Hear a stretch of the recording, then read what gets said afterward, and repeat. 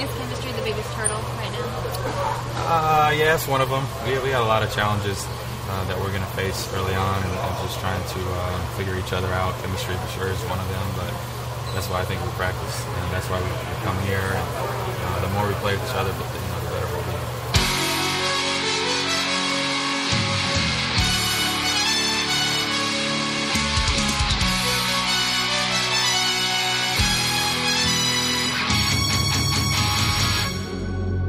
I'll answer that question. It is the biggest hurdle. No dancing around it. Problem identified. Let's see what happens. Never been more excited for preseason basketball. Is it going to be that easy, Mr. Hayward? Audio, of course, from the CLNS Media YouTube channel, youtube.com/CLNS Media, for all the ins and outs of Celtics training camp, Celtics footage from practice, pressers, interviews, and analysis, again, on youtube.com/CLNS Media, including that one, a cascade of Celtics-related content with the dawning of the new season. Yes, that was Gordon Hayward. Yes, that was Abby Chin. If you couldn't pick up on it, no, you can pick up on this. Today is Sunday, October 1st, 2017. This is Celtics Beat on the CLNS Media Network, and I am Larry H. Russell. Today's show is being brought to you by Casper. The Casper is an obsessively engineered mattress at a shockingly fair price. You get $50 off any mattress purchase by going to casper.com/Celtic and entering the promo code Celtic. Celtic fan or not, do yourself a great service. Go plow your way through the player interviews on CLNS Media because they are riveting. You heard Abby Chin out of the gate with the question directed not just at Mr. Hayward, as it has been the theme of training camp thus far, and for good reason, but Kyrie Irving, Coach Brad Stevens, Marcus Smart, many other key players. And it is quite interesting how easy they make this all sound, by the way. And especially the young guys that we have on the team, we just got to learn on the fly and learn the verbiage and learn everything that we need in order to be successful. Sorry for the bouncing basketballs, but as a self-identified diehard, do want to report on my end the players are practicing their dribbling and shooting, which is good. But back to the point. It is always easy in training camp, media day, practices, particularly early ones in the season, to talk about it, the dreaded intangibles that we have no way to concretely measure, yes. Talk about how easy I just got to learn on the fly. That's all. We just have to learn on the fly. That's nothing. The players seemingly identifying the lack of team chemistry, speaking in a manner which, while identifying it, their tone of voice seemingly downplays said issue, and all this sounds very reaffirming to fans. They're going to figure this all out. Let's start studying for a test, take a look at the playbook on the bus, and they get some time. But as I said, the theme of training camp, the primary hurdle, Miss Chin, the primary hurdle to start and go into the season, as many now know and accept, is the lack of familiarity between not just all these players, just 4 holdovers from last year's team, Horford, Smart, Rozier, Brown, players who were 3rd, 5th, 7th, and 9th in minutes, by the way. But the key players at the top of the roster, the front-end talent, that's the players that matter most, those whom the offense will be structured around, all have to familiarize themselves not just with each other, learn to trust not just their abilities, but intuitively, which is many times, that's the difference when playing a game decided by millimeters, literally. Astonishingly, this is Brad Stevens' 5th season with the Celtics. Where does the time go, my goodness? And, you hear this a lot, especially in an era of choreographed and grandstanding debate shows that air over on the corporate broadcast that are geared more towards the masses. But here it holds true. This is going to be Brad Stevens' most challenging coaching job this coming 2017-18 NBA campaign. Not just having the 4 holdovers, not just the focal points of the offense being new and unfamiliar with each other, but Brad Stevens and his system being new to them. Certainly helps that Hayward, way back yonder, spent his college years with Coach Stevens. But this is a whole new experience for everybody. Even the holdovers. I'll pinpoint Jaylen Brown, for instance. Coming off his rookie season in which he certainly verified his 3rd overall selection and proved people like me dead wrong. But he's created greater expectations for himself this coming season based on the abilities he displayed. Particularly when he was inserted into the starting lineup in January last year, he began hitting 3-pointers at a 40% clip. The team, off the top of my head, I think they went 10-1, I believe. Correct me if I'm wrong, someone who's listening. That was the stretch Bradley was out in January, but now, fairly or unfairly, because of the loss of Bradley and then eventually Crowder in the Isaiah trade, as stated, fairly or unfairly, there are greater expectations and a lot of more pressure that's placed on him as a second-year guy because of the needs someone only he has the capacity to fill. Brown's a tremendous talent, but Boston is desperately going to need a wing to hit the corner three at an efficient clip to space the floor for its playmakers. Yes, he's got a post game, but this offense, for it to maximize its collective potential, is going to need him to space the floor. They are desperately going to need an athletic and an agile defender to place on the opposition's top perimeter players. So where do we turn to? Who do we turn to?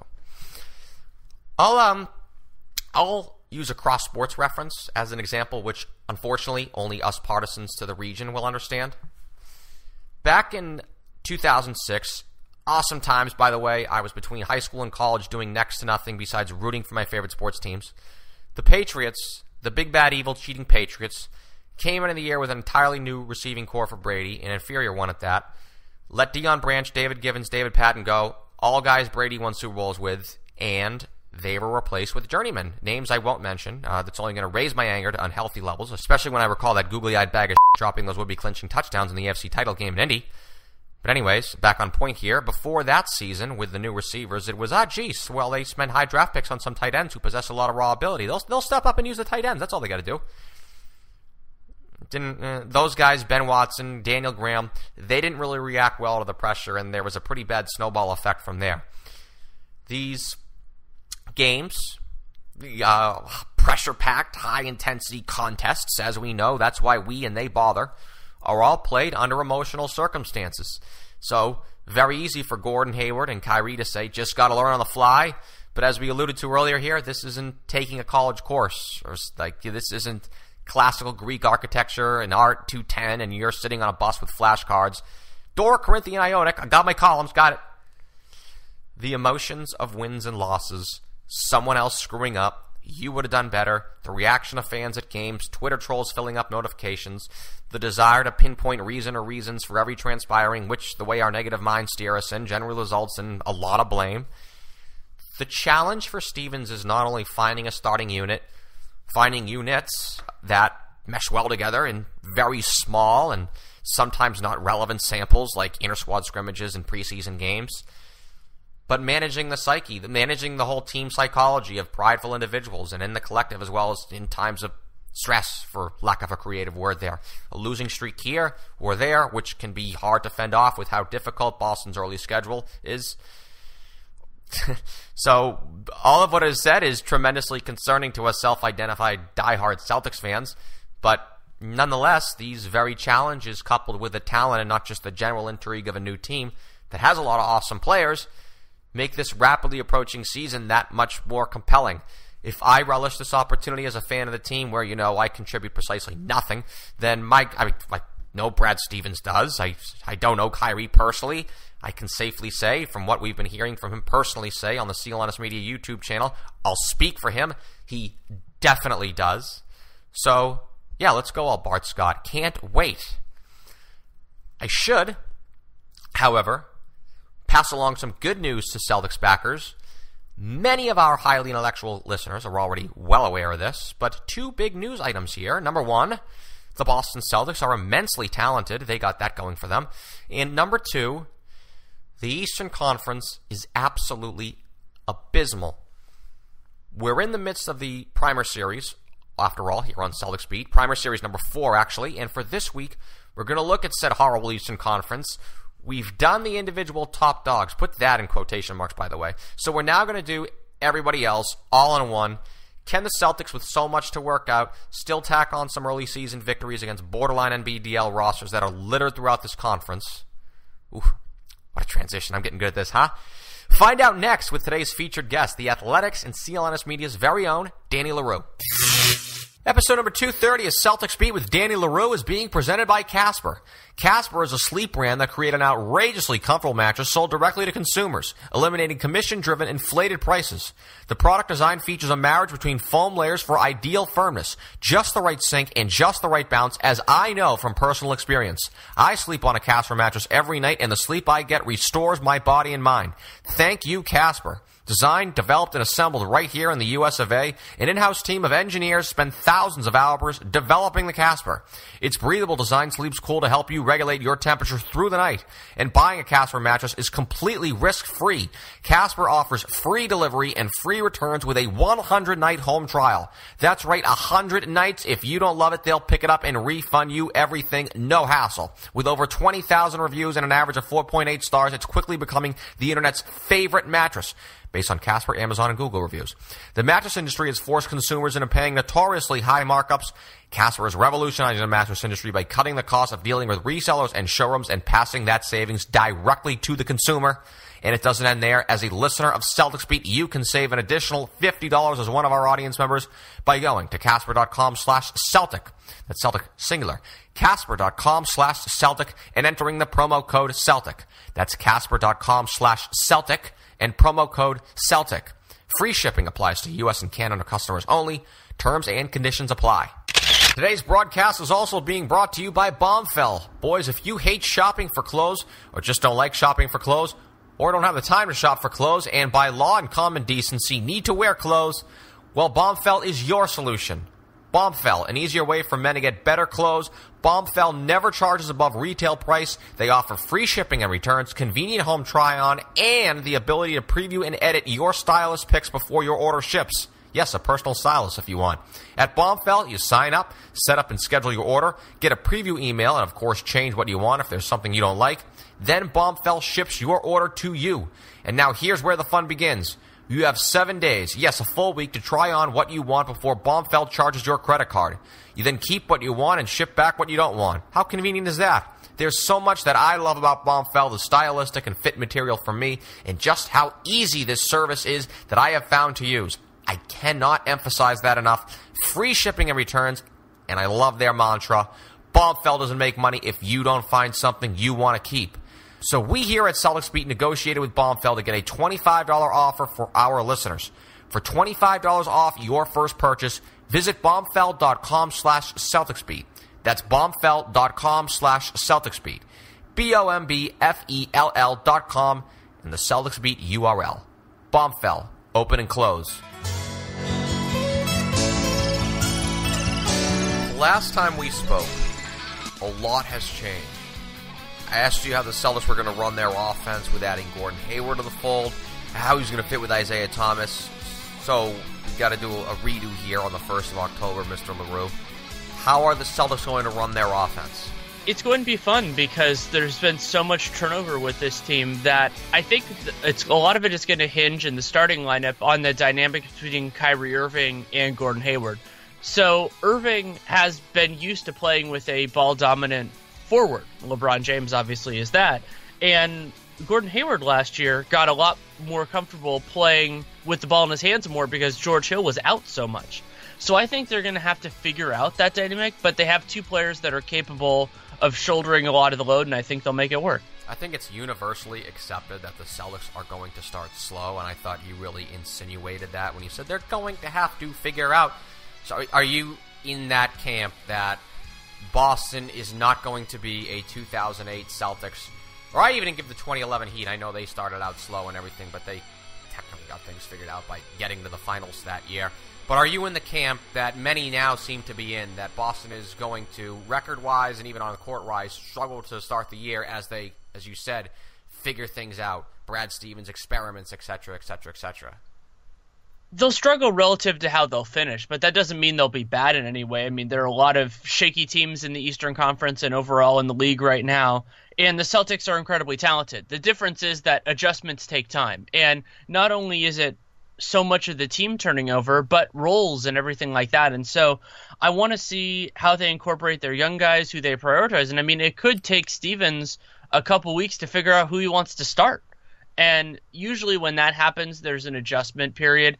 And adjustment, as I said, it doesn't necessarily translate into wins and losses. I would expect it to a little bit, but that makes the Celtics a lot more fun to watch game to game this year. Well, as you said, there are so many bad teams in the Eastern Conference, and that's what I want the whole theme of our conversation to be about, is you are technically here for the primary series, yet nonetheless, this is such astute comments from yourself, Mr. Leroux, and we are here with Real GM and the Athletics. Danny Leroux is our featured guest segment here on episode number 230 of Celtics Beat. I've been saying that, listen, I think the Celtics they're going to take a long time to adjust psychologically to the new teammates they have. I think defensively, they're definitely going to struggle right away. But, I mean, as I think about it more and more, and I've talked more on this show with everyone who we've had here in recent weeks for the Primer Series, be it Taz Mellis, be it Michael Lee, offensively, as I've made reference to the 2011 Heat. I don't know if you recall this. At the beginning of the year that year, their offense was just, I don't want to use such an extreme word like hideous to watch, yet it was just all completely forced. They were forcing fast breaks because, quite frankly, that was the only way for them to generate offense. LeBron and Wade, they just really didn't have the cohesion yet. They didn't have that developed Batman and Robin type thing. There was a little bit of a hot potato, particularly at the end of the game. So I'm now even thinking that offensively, the Celtics may do things as they get familiar with themselves, as they try to become a team that's cohesive and ball moving. They could resort to a lot of inefficient plays, such as, say, forcing fast breaks, just like the 2011 Heat did. Or even in the half court, something like using a player that was there last year, which is not many of them, doing something like posting up Al Horford in the blocks, which I don't know if you're aware of it, is something very inefficient. Is that something that you see being an issue with the Celtics? I do think that's a possibility early on. And something on a similar note is, while Kyrie Irving's quote-unquote role is similar to what it was in Cleveland, Boston's offense is completely different than what Cleveland did. Cleveland was a lot more station to station, a lot less ball movement than what I think Brad Stevens is going to want to do with this team, and that's a huge transition too. The way that you approach when the ball is in your hands is going to be very different, and the Celtics are playing a lot of good teams early in the year, not exclusively, obviously, and they're also playing a fair amount of teams with a lot of continuity, including the Bucks and the Spurs. So, those teams are going to execute a little bit more consistently because that's what they're doing. So I'm not saying the Celtics are going to that's going to kill their season or anything silly like that, but there is an adjustment. And, I cover the Warriors most closely, and the Warriors went through that last year with only one player, with Kevin Durant, and the Celtics changed over two of their marquee guys, but almost all of their bench too. I think the challenge is too, because as losses, I don't want to say they're going to pile up, but you referenced their early season schedule, which is not easy. That you have the Bucks, the Spurs. I got to pull it up right now. They play the Cavs right out of the gate. How do I forget that? But I also do know they play Golden State early-ish on. They play them, November 16th. But, actually, this is a very tough schedule, Danny. I mean, they got Oklahoma City there, and they've... So here's what I would say if you want to get off the worst-case scenario, is that a lot of these players understand what is coming. They've changed coaches, they've changed teams, and in those circumstances, they know it takes an adjustment, and the big part that the Celtics have in their favor is that they're incredibly talented. So I think they're going to figure this out. It will take a little bit of time. And also, there aren't that many teams in the Eastern Conference that are both really good and well-structured to have a dominant regular season. So it could be that, the Celtics struggle in October, that they're 500 or maybe even a little lower than that to end the month. I'm not saying they will be, but it's a possibility. I don't think that really impacts them in terms of the Eastern Conference that much, because I don't think the Raptors, the Cavs, maybe if you want to talk about the Wizards, I don't think those teams are going to be pushing so hard that a short little struggle period like that is going to sink their chances of finishing even with the best record in the conference like they did last year. That's exactly what I got you. So let's transition to the primer. And this primer was going to be the everybody else but primer. So basically, I've been doing the primer series. Washington's in the book. I actually think they're going to finish first in the conference in the regular season. My points being, I think they have a top 3 starting lineup in the NBA, and they're the one team in the Eastern Conference that has that continuity. You can make a case for the Bucks and the Raptors, but they're a level below. The Bucks are very intriguing, and they have the top end talent. They're a high ceiling team, in my opinion. Raptors, I just threw them in there because they're just going to be obligatorily pegged in for 50 wins, but I'm not sure they're going to really make a dent in the landmark of the actual conference. Of course, we're going to get to Cleveland eventually, as you should, no matter what. But as you've been alluding to, the Celtics will struggle with some familiarity, some chemistry issues early on. But they're so... How about this? We're going to go to first take question. Is this the worst Eastern Conference that there has been in the post-Jordan era, when the East has actually been less than stellar at many times over the last 20 years? I'll answer no right out of the gate, but I'll throw that back to you. Is this the worst East of the post-Jordan era? I don't think it is, but we're getting close in terms of star talent. I mean, you still have LeBron and Giannis and, Kyrie and Gordon Hayward, but there will be some struggles there. But no, I think there's enough talent here to make things interesting, especially if some of these young teams take a step. And we don't know if that's going to happen yet. I mean, Milwaukee has the most continuity of the young teams, but if Philadelphia can really bring it on, and then another team that isn't necessarily young but could make this conference look better is Miami. Miami last year had that crazy 11-30, then 30-11 season where they started out so horribly, then missed the playoffs by a tiebreaker because they just couldn't get all the way over the hump. So things like that. But you're right though that there might not be a team that is dominant in that way as a regular season. It's possible. I don't think it's likely, but it's possible that no team in the East wins 50 games this year. That would be certainly weird. And the bottom end is not strong. Teams like that's where the Celtics should get a lot of wins. And quite frankly, right. Even the Cavs, as you would like to think, they could have some issues with Isaiah being out a long time. The bottom of the East looks absolutely putrid, and it feels like there's a big bottom right now. I mean, there's a lot of teams like Atlanta, Indiana, Orlando, for whatever reason, can never really get off the mat with their young team, with their young player, and there's the usual dregs per usual. And the Knicks, I mean, especially now that they were able to move Melo, and while I think they got a better return than what I was expecting, because I was expecting a buyout, they still have a very mismatched roster. They're going to be bad. I mean, there's a distinct possibility that maybe 4 or 5 of the worst teams in the league are all in the East. And that, that the Suns and the Lakers and teams in the West are just a little bit better than that. So those are going to be a lot of wins for the squads that are talented and have their life together, have their house in order. There are going to be a lot of wins to be had there. And Boston could be a major beneficiary of that at various points during the season. And yeah, I want to see how this works out. And something else that's going to be very interesting for the Eastern Conference in general, and since you said that we're going in that direction, is the earlier trade deadline.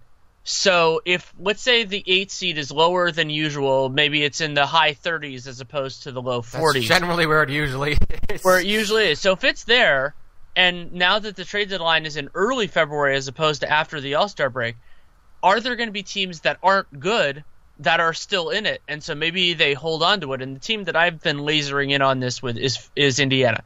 I think there's a very distinct chance that Indiana is looking at this, especially considering they did, let's call that's how you and I would probably see it. I don't think that's the way they see it. They didn't get a single draft pick in the Paul George trade. They got players who they feel can contribute, even though I disagree with them on the evaluation. But that's where I think they're going with this. And so if in early February they say, hey, we've still got a shot at this, I don't think they're going to make the moves to focus on their future, the polite way of saying tanking, that they should be doing. Thaddeus Young has a player option.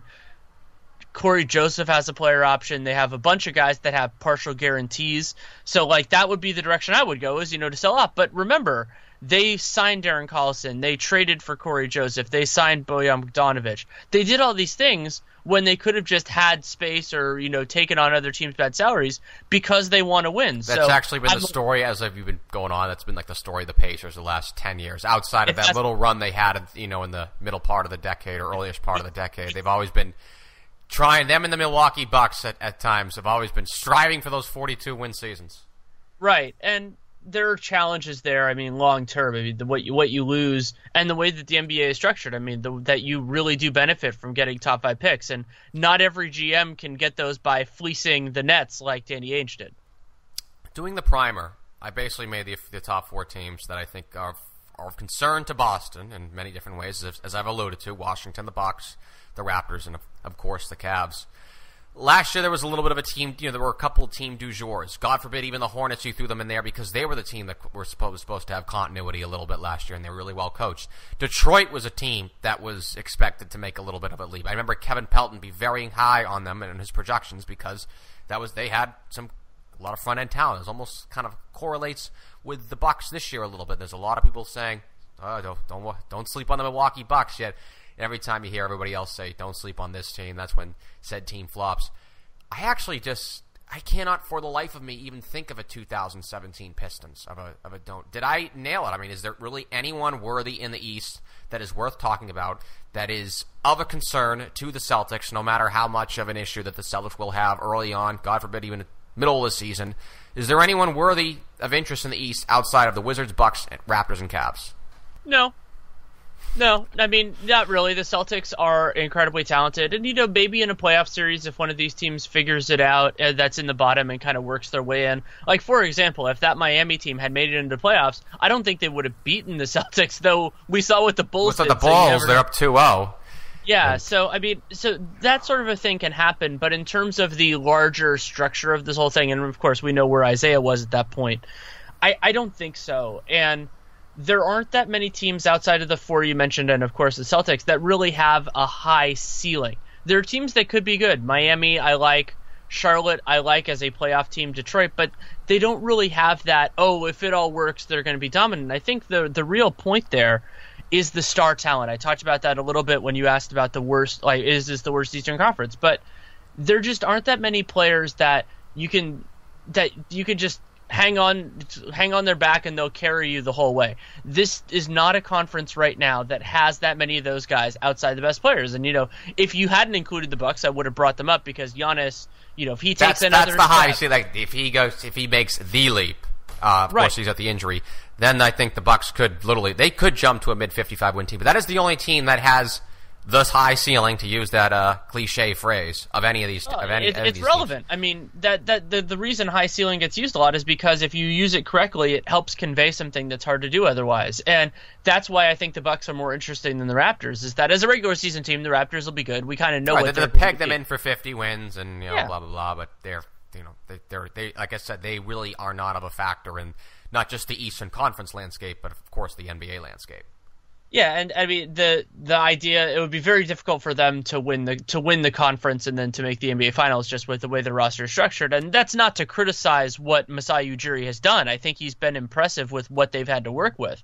But I don't see that team like with Miami or Charlotte or any of those that is really going to have it figured out. The other one, I guess you could say, and it's an outside chance, like 1 in 10, 1 in 20, is the Sixers. Because the Sixers have the most talent of any of the teams outside of it. They remind me a lot of the Bulls back in the middle of the 2000s when they were just so. I mean, then the Bulls had like that 1 year, but for to all to come together for like a really fresh young team would be. Yeah, it's so hard. And remember, not only with them are they young, but a lot of their best players have never played in the NBA before. This is not a circumstance of these 22-year-olds. That, like the Oklahoma City team, let's say, that put a scare into the Lakers in the early days of their run, because Ben Simmons has never played an NBA game. Markelle Fultz has never played an NBA game. Played 31. Joel Embiid's played 31. So they're going to have a lot of and then almost the rest of their team turned over. Guys like Redick and Amir Johnson, and they have, and a lot of the other guys that are holdovers have changed roles. So the Sixers, why I'm intrigued by them is the idea that they're going to have all this stuff early on.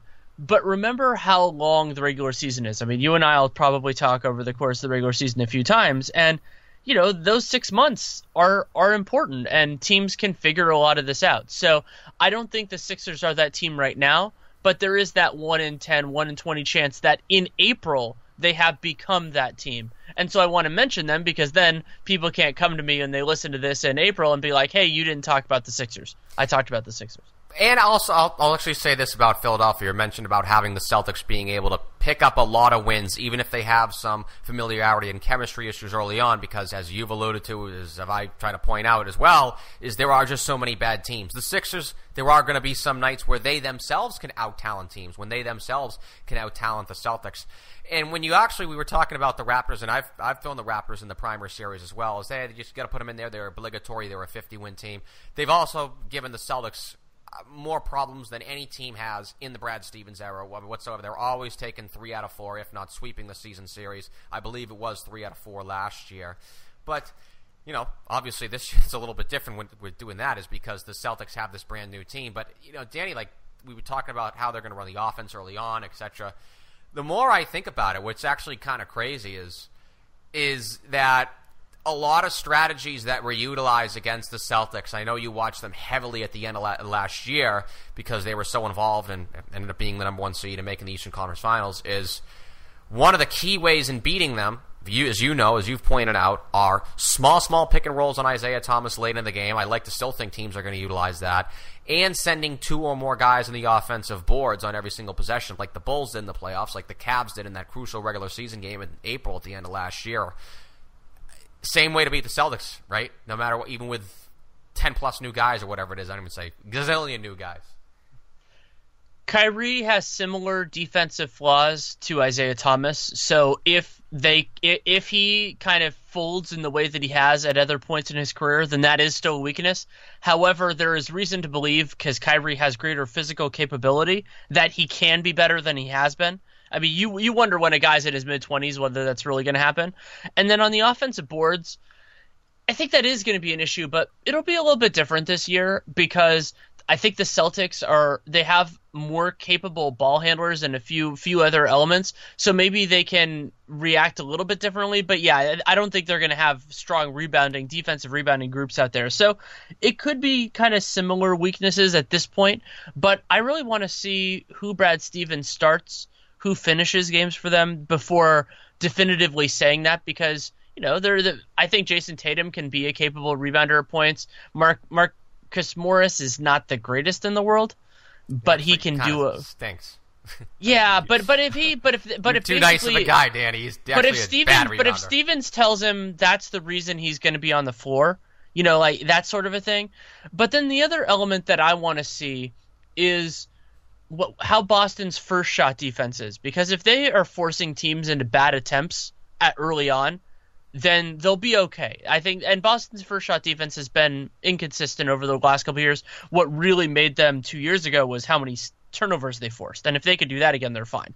But yeah, I'm fascinated to see who Stevens plays, how it works out. But yeah, you're right though that those 2 weaknesses could rear their head at various moments during the season. And their 3-point defense in that 2016 season was almost just like it was too good. It was a regression to the means last year. Real quick before I get you out of here, actually, not the time and place to do this, but make a real quick prediction on what you think the starting 5 will be, because I think that's actually, as you like to say, very interesting. It's important. So I'm going to go with, I think the 3 non-negotiables are Kyrie, Gordon Hayward, and Al Horford. And my instinct is Marcus Morris and Jaylen Brown. I think that some people have penciled in Jason Tatum. It's always hard for me to see a rookie start on a good team. That's why there's an eraser on a pencil.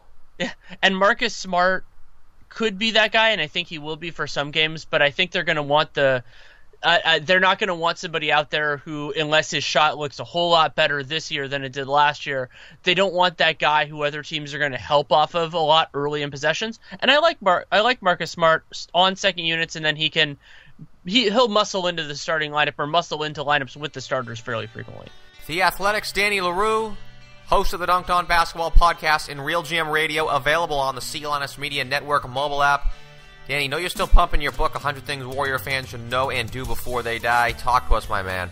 So my book is on the history of the Warriors from when they moved to San Francisco originally to the present. So it hits on everything, and it's 100 self-contained chapters. It's a lot of fun. It was great to research, and I enjoyed going into that part of it. And it's different from the writing and the podcasting I do, and I think it's a companion to everything else. And I hope that it has a broader appeal, but as you know, there's plenty of Warriors interest right now, so if it can tap into some of that as well, I'll be fine.